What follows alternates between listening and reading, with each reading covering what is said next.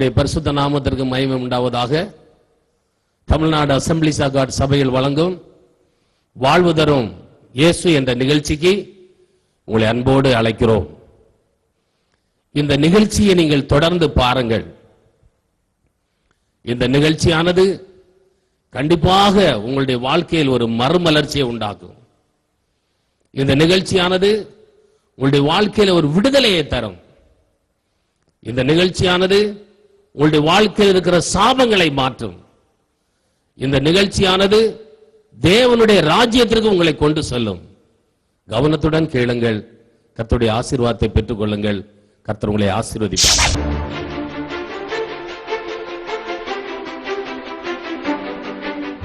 நித்திய மகிழ்ச்சி உம் சமூகத்தில், நித்திய ஆறுதலும் உம் சமூகத்தில், நித்திய பேரின்பம் உம் சமூகத்தில், நித்திய சந்தோஷம் உம் சமூகத்தில், நித்திய மகிழ்ச்சி உம் சமூகத்தில், நித்திய ஆறுதலும் உம் சமூகத்தில், நித்திய பேரின்பம் உம் சமூகத்தில், நித்திய சந்தோஷம் உம் சமூகத்தில்.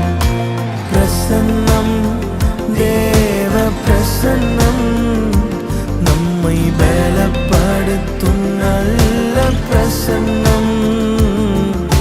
பிரசன்னம் தேவ பிரசன்னம், நம்மை பலப்படுத்தும் நல்ல பிரசன்னம்.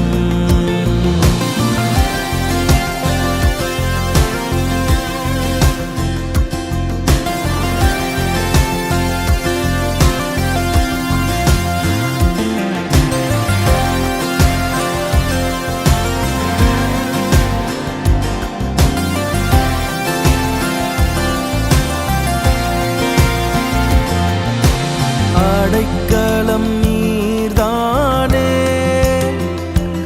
எந்துருகமும் நீர்தானே,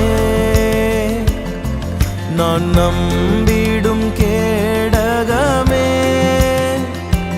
என் கண்மலை நீர்தானே. அடைக்கலம் நீர்தானே, எந்துருகமும் நீர்தானே, நான் நம்பிடும் கேடகமே, என் கண்மலை நீர்தானே. உம் சமூகம்தான் என் ஆறுதல், உம் பிரசன்னம்தான் என் ஆறுதல், உம் சமூகம்தான் என் ஆறுதல், உம் பிரசன்னம்தான் என் ஆறுதல்.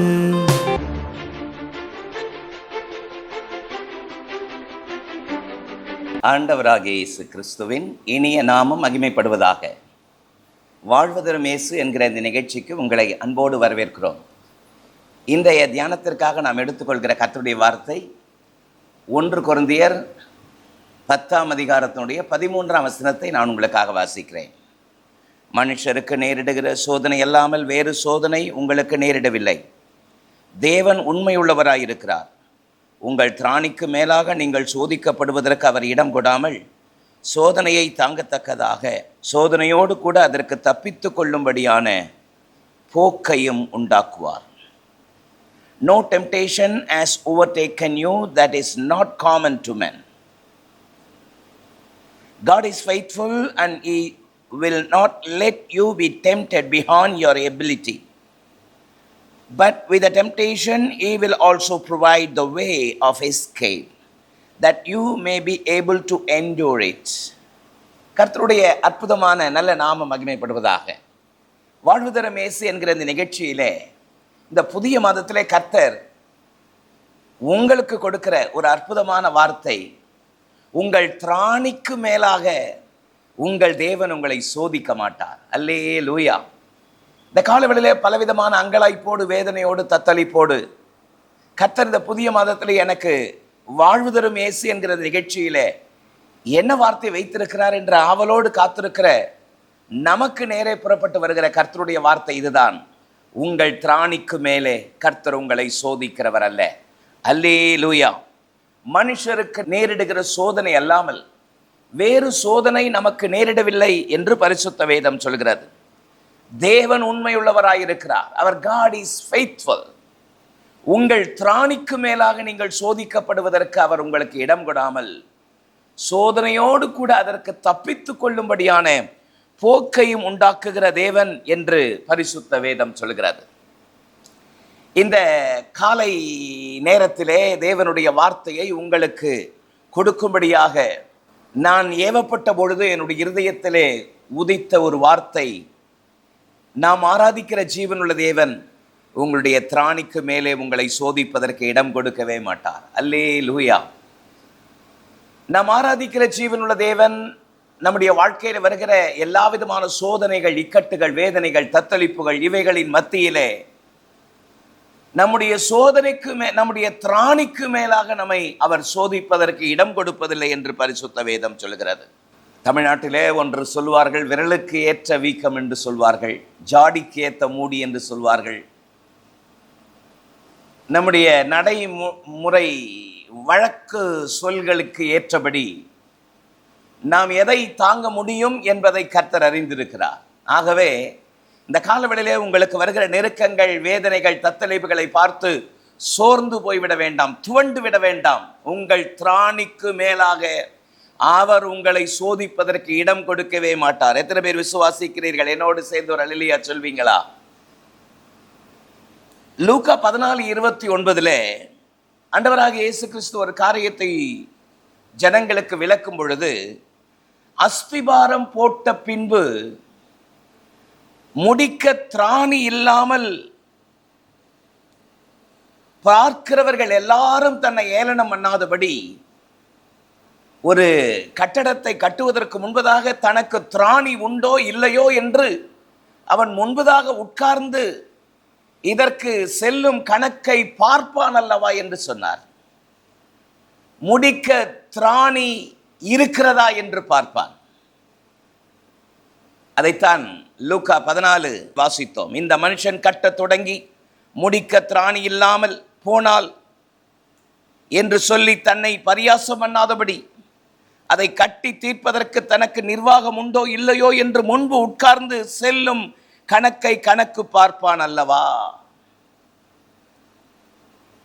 சங்கீதம் 146:3 சொல்கிறது, பிரபுக்களையும் ரட்சிக்க திராணி இல்லாதவர்களையும் மனுபுத்திரரையும் நம்பாதேயுங்கள். ரட்சிக்க திராணி இல்லாதவர்களை நம்பாதேயுங்கள் என்று பரிசுத்த வேதம் சொல்லுகிறது.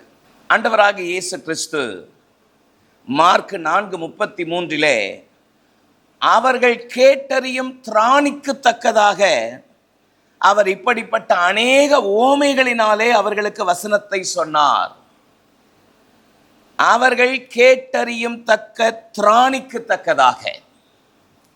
நாம் ஆராதிக்கிற ஜீவனுள்ள தேவன் நம்முடைய திராணி என்ன என்பதை கர்த்தர் அறிந்திருக்கிறார். இந்த சத்தத்தை கேட்டுக்கொண்டிருக்கிற அன்பு சகோதரனே, சகோதரியே, இந்த சத்தத்தை கேட்டுக்கொண்டிருக்கிற அன்பு தாயாரே, பிள்ளைகளுடைய வாழ்க்கை எப்படி முடியுமோ, மகளுடைய காரியத்தை கர்த்தர் வாய்க்க செய்வாரோ என்று பல விதத்தில் அங்கலாய்ப்போடு இருக்கிறீர்கள்.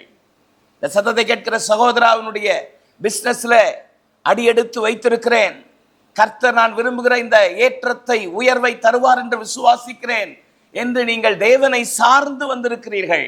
உங்கள் திராணிக்கு தக்கதாக கர்த்தர் உங்களுக்கு பலனை தந்து உங்கள் திராணிக்கு மேலாக உங்களுக்கு சோதனையை அனுமதிக்காதபடி உங்களை காத்து வழிநடத்துவதற்கு நாம் ஆராதிக்கிற ஜீவனுள்ள தேவன் இன்றைக்கு வல்லவராயிருக்கிறார். அல்லேலூயா, ஆமென். 2 கொரிந்தியர் 1:4 பாருங்கள். தேவனால் எங்களுக்கு அருளப்பட்டிருக்கிற ஆறுதலினாலே எந்த உபத்திரவத்தில் ஆகிலும் அகப்பட்டவர்களுக்கு நாங்கள் ஆறுதல் செய்ய திராணி உள்ளவர்களாகும்படி எங்களுக்கு வரும் சகல உபத்திரவங்களிலேயும் அவரே எங்களுக்கு ஆறுதல் செய்கிறார். பவுல் சொல்கிறார் பாருங்கள், தேவனால் எங்களுக்கு அருளப்பட்ட ஆறுதலினாலே எந்த உபத்திரவத்திலும் அகப்பட்டவர்களுக்கு நாங்கள் ஆறுதல் சொல்ல திராணி உள்ளவர்களாகும்படி எங்களுக்கு வரும் எல்லா உபத்திரவங்களையும் அவரே எங்களுக்கு உதவி செய்கிறார். ஆமென். உங்களுடைய வாழ்க்கையில கர்த்தர் உங்கள் திராணி என்ன என்பதை கர்த்தர் அறிந்திருக்கிறார். ஆமென். பரிசுத்த வேதத்திலே பலவிதமான திராணிகளை குறித்து பரிசுத்த வேதம் நமக்கு சொல்கிறது. ஒரு 3 விதமான திராணிகளை உங்களுக்கு முன்பதாக வைக்கும்படி விரும்புகிறேன். நம்பர் 1, தாங்குகின்ற திராணி. நம்பர் 2, தாக்குகின்ற திராணி. நம்பர் 3, தருகின்ற திராணி. உங்கள் திராணிக்கு மேலாக சோதிக்கப்படுவதற்கு அவர் உங்களுக்கு இடம் கொடாமல் சோதனையோடு கூட சோதனை நின்று தப்பித்துக் கொள்ளும்படியான போக்கை உண்டாக்குவார். ஆமென். நம்பர் 1, முதலாவது நான் சொன்னேன், தாங்குகின்ற திராணி. 1 கொரிந்தியர் 10:13 வாசித்தோம். மனுஷருக்கு நேரிடுகிற சோதனை அல்லாமல் வேறு சோதனை உங்களுக்கு நேரிடவில்லை, தேவன் உண்மையுள்ளவராயிருக்கிறார். உங்கள் திராணிக்கு மேலாக நீங்கள் சோதிக்கப்படுவதற்கு இடம் கொடாமல் சோதனையை தாங்கத்தக்கதாக சோதனையோடு கூட அதற்கு தப்பித்துக் கொள்ளும்படியான போக்கை உண்டாக்குகிறவர். ஆமென். எத்தனை அற்புதமான ஜீவனுள்ள தேவன் பாருங்கள். மனுஷருக்கு நேரிடுகிற சோதனை அல்லாமல் வேறு சோதனை நேரிடவில்லை. சில ஆட்கள் எப்பொழுதும் புலம்பிட்டு இருப்பாங்க, என்னை கர்த்தர் யோபுவை போல சோதிக்கிறாருன்னு புலம்புவாங்க. யோபுவினுடைய பெயரை சொல்வதற்கு நமக்கு அருகதை இருக்கிறதா இல்லையா எனக்கு தெரியல.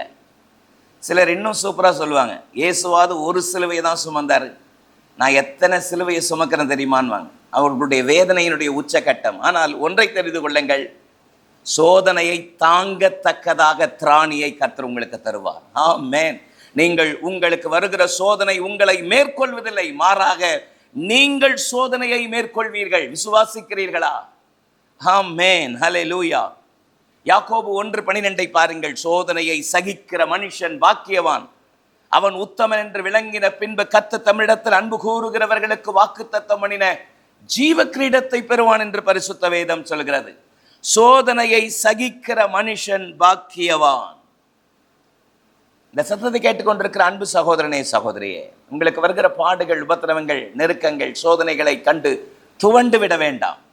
சோதனையை சகிக்கிற மனுஷன் பாக்கியவான் என்று பரிசுத்த வேதம் சொல்கிறது. அவன் உத்தமன் என்று விளங்கின பின்பு.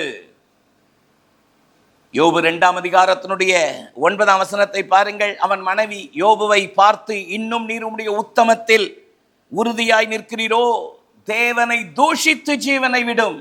பாருங்கள், தேவனை தூஷித்து ஜீவனை விடும். இன்னுமா உம்முடைய உத்தமத்தில் நிற்கிறீர். யாக்கோபு 1:13 பாருங்கள். சோதிக்கப்படுகிற எவனும் நான் தேவனால் சோதிக்கப்படுகிறேன் என்று சொல்லாதிருப்பானாக. தேவன் பொல்லாங்கினால் சோதிக்கிறவர் அல்ல. தேவன் ஒருவரையும் பொல்லாங்கினால் சோதிக்கிறவரும் அல்ல என்று பரிசுத்த வேதம் சொல்லுகிறது. இந்த காலவேளையில் இந்த சத்தத்தை கேட்டுக்கொண்டிருக்கிற அன்பு சகோதரனை, சகோதரியே, உங்களுடைய வாழ்க்கையில் இருக்கிற முறுமுறுப்புகளை அகற்றுங்கள். உங்கள் வாழ்க்கையில் வருகிற நெருக்கங்கள், பாடுகள், உபத்திரவத்தின் மத்தியிலே பொறுமையோடு இருங்கள். சோதனையை சகிக்கிற மனுஷன் பாக்கியவான். சோதனையை தாங்கத்தக்கதான பலனை, திராணியை தருகிறவர் கர்த்தர்.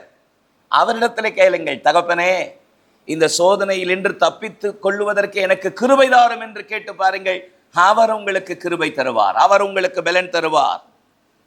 ஆதியாகமம் 22:1 வாசித்து பாருங்கள். இந்த காரியங்கள் நடந்த பின்பு கர்த்தர் ஆபிரகாமை சோதித்தார். அவர் அவனை நோக்கி ஆபிரகாமே என்றார். அவன் இதோ அடியேன் என்றார். உன் ஏகசுதன், உன் நேசகுமாரன், உன் புத்திரன், அவனை கொண்டு போய் நான் குறிக்கும் மலையிலே அவனை பலியிடு என்று சொன்னார். பாருங்கள், எவ்வளவு பெரிய சோதனை ஆபிரகாமுக்கு. 75வது வயதில் வாக்கு பண்ணினார், உன் சந்ததியை வானத்தின் நட்சத்திரத்தை போல பெருக பண்ணுவேன் சொன்னார். கிட்டத்தட்ட 25 ஆண்டுகள் காத்திருந்தான். கர்த்தர் சொன்னபடியே ஆபிரகாமுக்கு வாக்குத்தத்தம் உள்ள சந்ததியை தந்தார். ஈசாக்குக்கு கிட்டத்தட்ட ஒரு 15-16 வயசு இருக்கும்னு நினைக்கிறேன். அப்படிப்பட்ட நேரத்திலே கர்த்தர் ஆபிரகாமை சோதித்தார். உன் நேசகுமாரன், உன் புத்திரன், உன் ஏகசுதன், அவனை எனக்கு பலி கொடு, நான் காண்பிக்கும் மலையில் கொண்டு போய் பலி கொடு என்று சொன்னார். பாருங்கள், அவனுடைய இருதயம் எவ்வளவு தத்தளித்திருக்கும். ஆனால் கொஞ்சம் கூட தளராமல் வேலை ஆட்களை கூட்டிக் கொண்டு, மகன் ஈசாக்கை கூட்டிக் கொண்டு, பலிக்கான கட்டைகளை எடுத்துக்கொண்டு நெருப்பை எடுத்துக்கொண்டு புறப்படுகிறான். 3 நாள் பிரயாணம். அவனுடைய இருதயம் எவ்வளவு தத்தளிச்சிருக்கும் பாருங்கள். எதிரே மோரியா மலையை கர்த்தர் காண்பிக்கிறார். வேலைக்காரனிடத்திலே அவன் விசுவாசத்தோடு சொல்லிவிட்டு போகிறான் பாருங்கள், நீங்கள் இங்கே இருங்கள், நானும் பிள்ளையாண்டானும் மலையின் மேல் ஏறி பலி செலுத்திவிட்டு மீண்டும் வருவோம் என்று சொல்கிறான் பாருங்கள். அதுதான் ஆச்சரியம். மலையிலே ஏறும் பொழுது ஈசாக்கு கேட்கிறான், தகப்பனே கட்டை இருக்கிறது, நெருப்பு இருக்கிறது, பலிக்கான ஆட்டுக்குட்டி எங்கே என்று கேட்டபொழுது அவனுடைய இருதயம் எவ்வளவு தத்தளித்திருக்கும் என்று பாருங்கள். ஆனால் மாறாக ஆபிரகாம் சொன்ன பதில் என்ன தெரியுமா? கர்த்தர் பார்த்து கொள்வார். ஹல்லேலூயா. இந்த இக்கட்டான, இந்த நெருக்கமான இந்த சோதனையை தாங்கத்தக்கதான பலனை கர்த்தர் ஆபிரகாமுக்கு தந்தார். எபிரேயாக்கியோன் எபிரேயர் 11ஆம் அதிகாரத்தில் அதை மேற்கோள் காட்டுகிறார். ஈசாக்கை பலி கொடுத்தாலும் ஈசாக்கை உயிர்த்தெழ செய்ய என் தேவன் வல்லவர் என்று முழு நிச்சயமாய் நம்பிதான் ஆபிரகாம் பலி கொடுக்க துணிந்திருந்திருப்பான். ஆதியாகமம் 22:12 பாருங்கள். பலி செலுத்து, கட்டைகளை எல்லாம் அடுக்கி ஈசாக்கை கை காலை கட்டி பலியாக வைக்கும் பொழுதுதான் ஈசாக்குக்கு தெரிகிறது நாம் தான் பலி என்று சொல்லி. ஈசாக்கு அமைதியா இருக்கிறார். ஆதியாகமம் 22:12 கர்த்தர் உயரத்திலிருந்து ஆபிரகாமை கூப்பிட்டு, பிள்ளையாண்டானுக்கு ஒன்றும் செய்யாதே, இப்பொழுது நீ கர்த்தருக்கு பயப்படுகிறவன் என்று இதனால் நான் அறிந்திருக்கிறேன் என்று சொன்னார். பாருங்கள் எத்தனை ஆச்சரியம். ஆதியாகமம் 22:13 பாருங்கள். ஆபிரகாம் தன்னுடைய கண்களை ஏறெடுக்கும் பொழுது இதோ பின்னாலே புதரிலே தன் கொம்புகள் சிக்கி கொண்டிருக்கிற ஒரு ஆட்டுக்கடாவை கண்டான். ஆபிரகாம் போய் அந்த ஆட்டுக்கடாவை பிடித்து குமாரனுக்கு பதிலாக பலியிட்டான். 14ஆம் வசனம், ஆபிரகாம் அந்த இடத்திற்கு யெகோவா ஈரே என்று பெயரிட்டான். அதனாலே கர்த்தருடைய பர்வதத்திலே பார்த்து கொள்ளப்படும் என்று இந்நாள் வரைக்கும் சொல்லப்பட்டு வருகிறது. ஆமென். எத்தனை ஆச்சரியம். அதைத்தான் சொன்னேன், தாங்குகின்ற திராணி. ஒருவேளை ஆபிரகாம் மாம்சீகத்திலே மனைவியினிடத்திலே போய் கர்த்தர் இப்படி சொல்றாருன்னு சொல்லியிருந்தா தேவனுடைய வார்த்தைக்கு கீழ்ப்படியாமல் போயிருந்திருக்க கூடும். ஆனால் எல்லாவற்றையும் பொறுமையாய் சகித்து கொண்டு புறப்பட்டு போகிறார். பாருங்கள், சோதனையை தாங்கத்தக்கதான திராணியை கர்த்தர் ஆபிரகாமுக்கு தந்தார். அந்த சத்தத்தை கேட்கிற அருமையான அன்பு சகோதரனே சகோதரியே, உங்களுடைய வாழ்க்கையிலும் வருகிற எல்லா நெருக்கங்கள், சோதனைகள், பாடுகள், உபத்திரவங்கள், இவைகளை தாங்கத்தக்கதான திராணியை தருகிறவர் கர்த்தர். 1 பேதுரு 5:10 சொல்கிறது, கிறிஸ்து இயேசுவுக்குள் நம்மை தமது நித்திய மகிமைக்காக அழைத்தவராயிருக்கிற சகல கிருபை பொருந்திய தேவன் தாமே கொஞ்ச காலம் பாடு அனுபவிக்கிற உங்களை சீர்படுத்தி, ஸ்திரப்படுத்தி, பலப்படுத்தி நிலைநிறுத்துவாராக என்று பரிசுத்த வேதம் சொல்கிறது. இந்த காலவெளியிலே கர்த்தர் உங்களை நிலைநிறுத்துவாராக. தாங்கத்தக்கதான திராணியை கர்த்தர் உங்களுக்கு தருவாராக. அல்லேலூயா. நம்பர் 2, தாக்குகின்ற திராணி என்று சொன்னேன். எபேசியர் 6ஆம் அதிகாரம் 11ஆம் வசனத்தை நான் உங்களுக்காக வாசிக்கிறேன் பாருங்கள். நீங்கள் பிசாசின் தந்திரங்களோடு எதிர்த்து நிற்க திராணி உள்ளவர்களாகும்படி தேவனுடைய சர்வாயுத வர்க்கத்தை தரித்துக் கொள்ளுங்கள். Put on the whole arm of God that ye may be able to stand against the wiles of the devil. நீங்கள் பிசாசின் தந்திரங்களோடு எதிர்த்து நிற்க திராணி உள்ளவர்களாகும்படி. அதைத்தான் சொன்னேன், தாக்குகின்ற திராணி. எபேசியர் 6:13 பாருங்கள். ஆகையால் தீங்கு நாளில் அவைகளை எதிர்த்து நிற்கவும் சகலத்தையும் செய்து முடித்தவர்களாக நீங்கள் நிற்கவும் திராணி உள்ளவர்களாகும்படி தேவனுடைய சர்வாயுத வர்க்கத்தை தரித்துக் கொள்ளுங்கள். நீங்கள் எல்லாவற்றையும் செய்து முடித்து திராணி உள்ளவர்களாகும்படி சர்வாயுத வர்க்கத்தை தரித்துக் கொள்ளுங்கள். ஆகவேதான் சொன்னேன், என்னுடைய 2வது தலைப்பு தாக்குகின்ற திராணி. இந்த தாக்குகின்ற திராணியை கர்த்தரே தருகிறார். அல்லேலூயா. எபேசியர் 6:12 பாருங்கள். ஏனெனில் மாம்சத்தோடும் அல்ல, இரத்தத்தோடும் அல்ல, ஆவிகளோடும் துரைத்தனங்களோடும் இப்பிரபஞ்சத்தின் அந்தகாரலோவாதிபதிகளோடும் வானமண்டலத்தில் உள்ள பொல்லாத ஆவிகளின் சேனைகளோடும் நமக்கு போராட்டம் உண்டு என்று பரிசுத்த வேதம் சொல்கிறது. நமக்கு போராட்டம் உண்டு. ஒவ்வொரு நாளும் நமக்கு போராட்டம் உண்டு. ஆகவேதான் இயேசு சொன்னார் யோவான் 16:33 உலகத்தில் உங்களுக்கு உபத்திரவம் உண்டு, ஆனாலும் திடன் கொள்ளுங்கள், நான் உலகத்தை ஜெயித்தேன். பொல்லாத பிசாசினுடைய கிரியைகளை எதிர்த்து நிற்கிற திராணியை கர்த்தரை தருகிறார். இந்த சத்தத்தை கேட்டுக்கொண்டிருக்கிற அன்பு சகோதரா சகோதரி, பலவிதமான காரியங்களை நினைத்து நீங்கள் பயந்து சோர்ந்து போயிருக்கிறீர்கள். பொல்லாத சத்ருவின் கிரியைகளை எதிர்த்து நிற்கிற திராணியை கர்த்தர் உங்களுக்கு தருகிறார். சகலத்தையும் செய்து முடித்தவர்களாக, திராணி உள்ளவர்களாக இருக்கும்படி கர்த்தர் உங்களை பலப்படுத்துகிறார். ஆமென். ஆண்டவராகிய இயேசு கிறிஸ்து சொன்னார், லூக்கா 12ஆம் அதிகாரம் 4ஆம் வசனத்தை பாருங்கள். லூக்கா 12:4, சிநேகிதராகிய உங்களுக்கு நான் சொல்லுகிறேன், சரீரத்தை கொலை செய்து அதன் பின்பு அதிகம் ஒன்றும் செய்ய திராணி இல்லாதவர்களுக்கு நீங்கள் பயப்பட வேண்டாம். சரீரத்தை கொலை செய்து அதற்கு பின்பதாக ஒன்றும் செய்ய திராணி இல்லாதவர்களுக்கு நீங்கள் ஏன் பயப்படுகிறீர்கள்? மத்தேயு 10:28 பாருங்கள். ஆத்துமாவை கொள்ள வல்லவர்களாயிராமல் சரீரத்தை மாத்திரம் கொள்ளுகிறவர்களுக்கு நீங்கள் பயப்பட வேண்டாம். ஆத்துமாவையும் சரீரத்தையும் நரகத்தில் அழிக்க வல்லவருக்கே பயப்படுங்கள் என்று பரிசுத்த வேதம் சொல்கிறது. ஜீவனுள்ள தேவன் எல்லாவற்றையும் செய்து முடிக்க திராணி உள்ளவர்களாகும்படி தேவனுடைய சர்வாயுத வர்க்கத்தை நமக்கு தந்திருக்கிறாரே. லூக்கா 10:19 பாருங்கள். இதோ சர்ப்பங்களையும் தேள்களை மிதிக்க சத்ருவுடைய சகல வல்லமைகளை மேற்கொள்ளவும் உங்களுக்கு அதிகாரம் கொடுக்கிறேன். ஒன்றும் உங்களை சேதப்படுத்த மாட்டாது. ஒன்றும் உங்களை சேதப்படுத்த மாட்டாது. Nothing shall by any mean hurt you. ஒன்றும் உங்களை சேதப்படுத்த மாட்டாது. சர்ப்பங்களை தேள்களை மிதிக்க, சத்ருவினுடைய வல்லமைகளை மேற்கொள்ள உங்களுக்கு அதிகாரம் கொடுக்கிறேன். இந்த காலவேளையில தாக்குகிற திராணியை கர்த்தர் உங்களுக்கு கிருபையா ஈவாக நமக்கு கொடுத்திருக்கிறார். விசுவாசிக்கிறவர்களால் நடக்கும் அடையாளங்கள் மார்க்கு 16:17 சொல்கிறது, என் நாமத்தினாலே நீங்கள் பிசாசுகளை துரத்துவீர்கள், நவமான பாஷைகளை பேசுவீர்கள், சாவுக்கு ஏதுவான ஒன்றை குடித்தால் உங்களை சேதப்படுத்தாது. கர்த்தர் கொடுத்திருக்கிற தாக்குகிற திராணி விசுவாசத்தின் அடிப்படையிலே. லூக்கா 10:20 பாருங்கள். ஆகிலும் ஆவிகள் உங்களுக்கு கீழ்ப்படுகிறதுக்காக நீங்கள் சந்தோஷப்படாமல் உங்கள் நாமங்கள் பரலோகத்தில் எழுதியிருக்கிறதுக்காக சந்தோஷப்படுங்கள். அல்லேலூயா. ஆகவே தான் சொன்னேன், இந்த திராணி சாதாரண திராணி இல்லை, அது தாக்குகின்ற திராணி. ஆண்டவராகிய இயேசு கிறிஸ்து தன்னுடைய வல்லமைகளை அதிகாரங்களை சீஷர்களுக்கு கொடுத்தது மட்டுமல்லாமல் மத்தேயு 28ஆம் அதிகாரம் 18, 19, 20 ஆகிய வசனங்களை வாசித்து பாருங்கள். வானத்திலும் பூமியிலும் சகல அதிகாரம் எனக்கு கொடுக்கப்பட்டிருக்கிறது. ஆகையால் நீங்கள் புறப்பட்டு போய் சகல ஜனங்களை சீஷராக்கி பிதா குமாரன் பரிசுத்த ஆவியின் நாமத்தினாலே அவர்களுக்கு ஞான ஸ்நானம் கொடுத்து நான் உங்களுக்கு கட்டளையிட்ட யாவையும் அவர்கள் கை கொள்ளும்படி அவர்களுக்கு உபதேசம் பண்ணுங்கள். இதோ உலகத்தின் முடிவு பரியந்தம் சகல நாட்களிலும் நான் உங்களோடு கூட இருக்கிறேன் என்று கர்த்தர் சொல்லி இருக்கிறாரே. தாக்குகின்ற திராணிக்காக நான் கர்த்தரை துதிக்கிறேன். மூன்றாவது, தருகின்ற திராணியை நான் உங்கள் மத்தியிலே சொல்லும்படி விரும்புகிறேன்.